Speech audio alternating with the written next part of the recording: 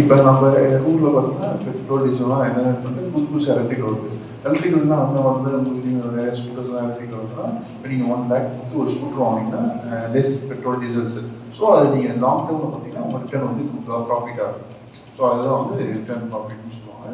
So that is sustainability connections.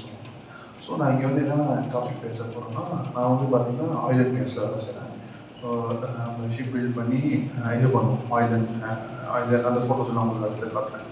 So over sustainable development என்ன, upstream down ஸ்ட்ரீம்னா என்ன, floating production storage ஃப்ளோட்டிங்னா கப்பல் என்ன, offshore platform என்ன, விண்டு farming நிறையா பார்த்துருக்கீங்க. இந்த கன்னியாகுமரி, திருநெல்வேலி, பொள்ளாச்சி, கேரளா சைட்லாம் விண்டு ஃபார்ம்ஸ்லாம் இருக்கும்.